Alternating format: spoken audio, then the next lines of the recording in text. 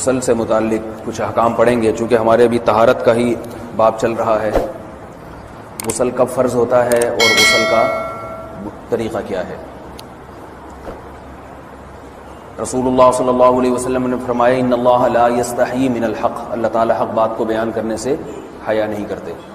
تو غسل کے جو مسائل ہیں ان میں بھی بعض دفعہ کچھ ایسی باتیں آتی ہیں جو بظاہر حیا کے خلاف ہیں، لیکن علم کی ایک بات ہے، سیکھنے اور سکھانے میں حیا اگر کریں گے تو پھر ظاہر ہے ساری زندگی جاہل ہی رہے گا انسان۔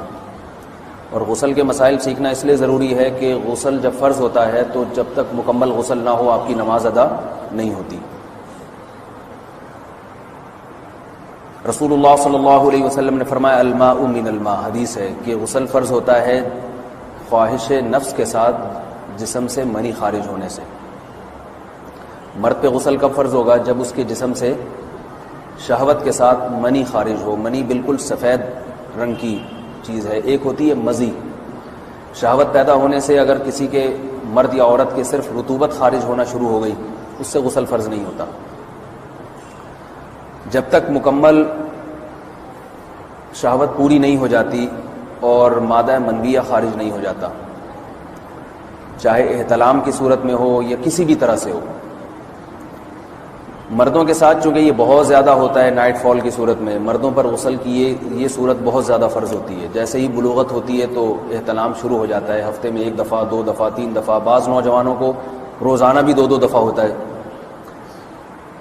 جبکہ خواتین میں یہ والے غسل کی صورت بہت ہی کم ہوتی ہے کہ ان کو نائٹ فال ہو یا اس طرح سے غسل فرض ہو۔ ہزاروں میں کسی ایک عورت کے ساتھ ایسا ہوتا ہے۔ ایک صورت تو یہ ہے غسل فرض ہونے کی۔ دوسری صورت کیا ہے کہ جب انسان اپنی زوجہ کے ساتھ ملاپ کرے اور انٹرکورس ہو جائے، چاہے اس صورت میں ڈسچارج دونوں میں سے کوئی ہو یا نہ ہو، لیکن دونوں پہ غسل فرض ہو جائے گا، مرد پہ بھی اور عورت پہ بھی۔ یہ تو مردوں کے غسل کے فرض ہونے کا۔ مردوں کے غسل میں ایک چیز یہ بھی ہے کہ اگر آپ نے رات کو نیند کی اور صبح آپ اٹھے اور آپ نے کپڑوں پہ نشان دیکھا، اب آپ کو یہ پتہ نہیں چل رہا کہ یہ منی کا نشان ہے یا مزی کا ہے، تو بھی آپ پر غسل کرنا فرض ہے۔ یہی سمجھا جائے گا کہ یہ آپ خواب میں ڈسچارج ہوئے۔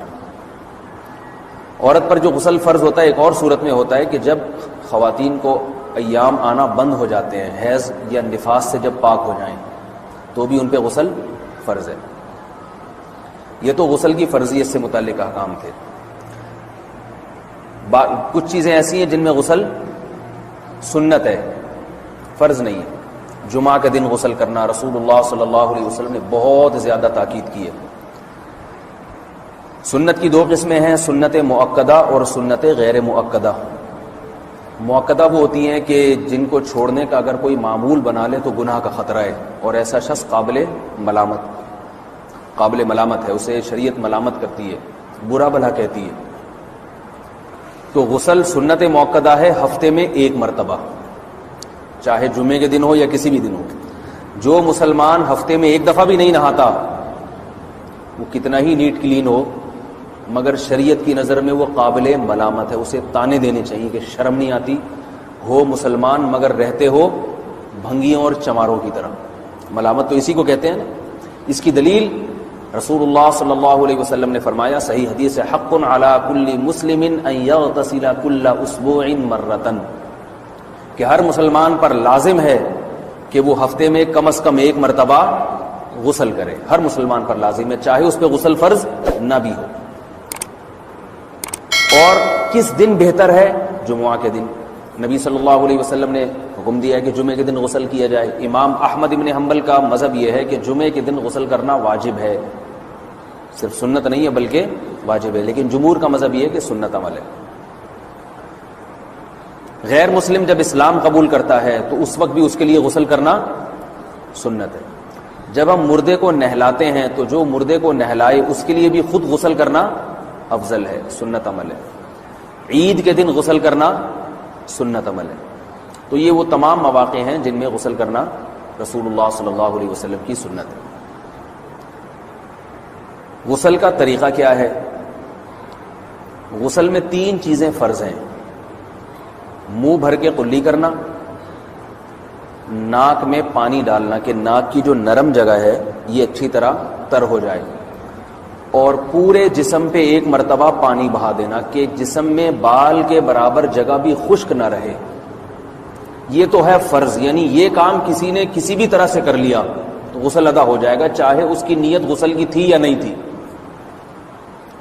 کوئی آدمی چلتا ہوا جا رہا ہے، پھسل کے تالاب میں گر گیا، پورے غوطے کھا کے باہر نکلا، کلی کر لے اور ناک میں پانی ڈال لے تو غسل اس کا ادا ہو جائے گا. البتہ چونکہ نیت نہیں تھی لہذا غسل کا ثواب نہیں ملے گا، ثواب نیت کے بغیر نہیں ملتا انسان کو. دلائل اس کے الگ موضوع ہے کہ اس کی دلیل کیا ہے کہ بغیر نیت کے بھی غسل ہو جاتا ہے، لیکن میں نے بتایا دلائل کا سیشن نہیں ہے، اس میں پھر بات لمبی ہو جائے گی. تو یہ تو ہے فرض، پورے جسم پہ پانی بہانا کلی اور ناک میں پانی. سنت طریقہ کیا ہے؟ رسول اللہ صلی اللہ علیہ وسلم غسل کیسے کرتے تھے؟ سنت طریقہ جس پہ جو اختیار کرنا چاہیے وہ طریقہ یہ ہے کہ جب آپ غسل کے لیے بیٹھیں تو سب سے پہلے وہ جگہ دھوئیں جہاں نجاست اور ناپاکی لگی ہوئی ہے.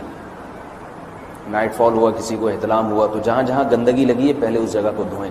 استنجا کریں، شرمگاہ کو دھوئیں اچھی طرح، سمجھ رہے ہیں بات کو. اس کے بعد ہاتھ دھوئیں اور مکمل وضو کریں جیسے ہم عام حالات میں وضو کرتے ہیں. مکمل وضو کرنے کے بعد دائیں کندھے